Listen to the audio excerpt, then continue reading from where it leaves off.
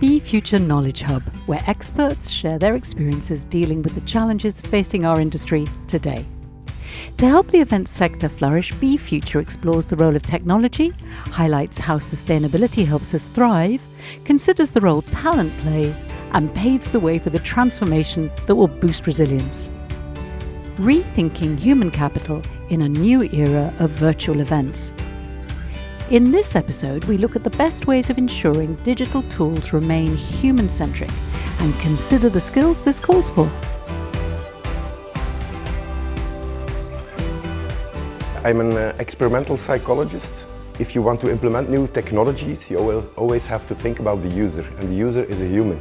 So a method that we use at HitLab and the vision behind that is inclusive innovation. What we believe is that in order to stimulate innovation, you need to have all the stakeholders involved.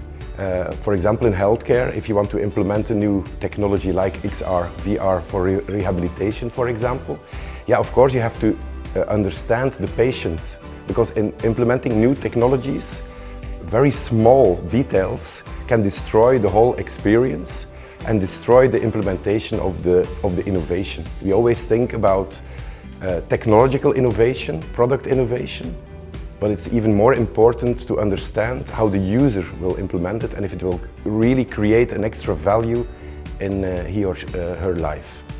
Everything is data, everything is AI. AI is the new digital. I think we are in a very interesting time where people that are not data analysts and not psychologists like myself will be able to understand complex data sets with help of AI. So it will open up a lot of new opportunities for user understanding, analytics, user analytics, for example, in the event sector. From a psychological perspective, because everything is digitized, you have a lot more user data. So you can make much more conclusions that were not possible before about your users, and you can understand their motivations and what they really want in your event. I think it will democratize everything, because people that are not data scientists or not programmers, they can just interact with a generative AI system, and they build software on the go. They can do it for 20 euros a month with GPT-4. So software will evolve, it will be much more fluid, and it will be accessible to people that are not developers. The world of VR will also democratize. It costs about 100,000 euros to build a VR application. That cost will reduce a lot. I still believe that to be an event organizer in the future, you need to have these new digital skills. And you can do a lot more yourself. Of course, you will need the experts to do really great creative stuff, really great programming work. What I believe is, because of the new tools, AI and XR-GIF, people will be able to focus more on the human side of their job. But of course, people are people. People love to interact with people also in their jobs. So I think the human skills and the communication skills and the creativity skills will be much more important. AI will never totally replace the need for social interactions, especially in the event industry. I don't believe that the full online events will totally replace the physical events. Event organizers will be forced to be creative, because if everybody uses the same systems, everything will be the same. So I think to be different than others, you have to invest in the humans, because the creativity, the new ideas will come from them. Competition between the organizers will stimulate people to spend time on creative tasks as well.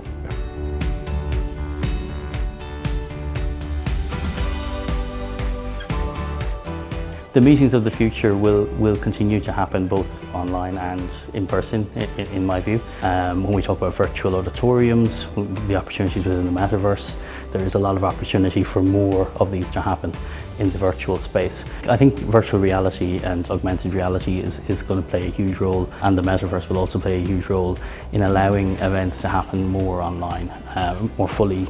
The further adoption of AR and VR is going to be critical to this. I think one of the challenges is going to be how to combine the technology with also the physical, and in some cases we'll see that hybrid events will happen where there might be some people attending the event in person, and that might be a premium, whereas others can attend through the online and virtual world. Capacity can expand, and it opens up to more people from an accessibility perspective, and also will reduce obviously the carbon footprint of the meeting. So there's huge advantages to moving more of the meetings into the virtual space. It's a virtual reality conference or event, so it's something that would still seem like very futuristic, but I do see that in the next few years that this is something that I will experience and we will get to experience in the near future. An in-person event historically is how we've done business, and networking and meeting people for doing the drinks and meeting people has been always key to that. But the technology is improving to allow other ways for that to happen in a virtual space. So, for example, using AI to identify potential the right people for you to connect with is one way that being virtual will actually accelerate and make that experience more immersive. So I think learning from the data and then developing skills and training programs to help is really, really important. There's a lot of work to be done in terms of skills development in the sector and getting people more comfortable with the technology. But I think it's also really important to have the feedback loop to learn from sessions. So we work with businesses to create a roadmap outlining where they are, where they need to get to, and the specific areas that they need to focus on to develop digital maturity. I think while there's lots of different ways businesses can adapt digital technology, the success of that will be very tied to the digital skills development of the sector. One of the areas where business events is a little bit behind is that end-to-end process, but by bringing that into the digital world, there's better metrics available and better tracking. So that's, I think, one point.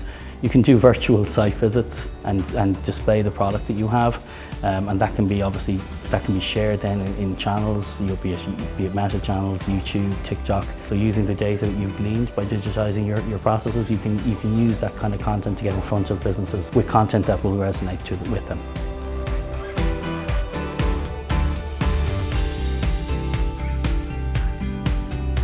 So we work pretty much such a international community, connecting talent, local talent with international initiative projects and communities to face the challenging new era of changes, of all the tsunami of new trends that we have to occur and we have as well to overcome. We are in the midst of a new challenging for the MICE sector, especially because we are moving towards hybrid and virtual events, and especially after the event, with all the data analytics that we are able to analyze and to reach.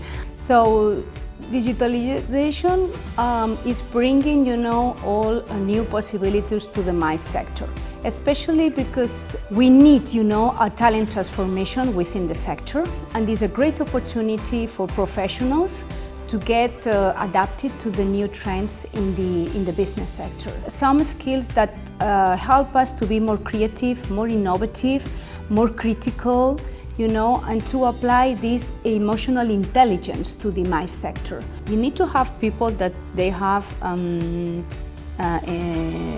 emotional and intelligent skills, because they need to understand, the way that innovation works, how to leave the freedom for creativity to flourish, to give this possibility that creativity can open up new opportunities of innovation for a company. I would say hybrid skills set for the new digital requirements. This is one of the key essential, this critical thinking is totally linked to the data that we are able to have, from AI, blockchain, and many emerging technologies are offering. This new landscape for the MICE sector is requiring for a new concept of inclusive, diverse, multicultural leadership.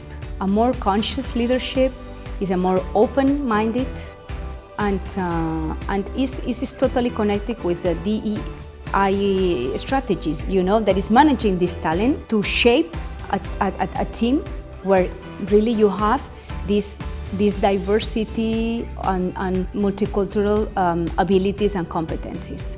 So we need a reskilling and upskilling of the professionals we have right now in the sector.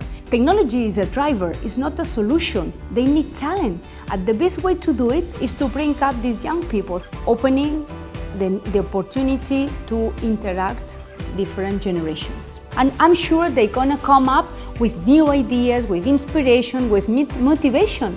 Because as we said, an intergenerational relationship is gonna come up, because 90% of the startups are founded from millennials and centennials profiles, where people get together, the energy flows.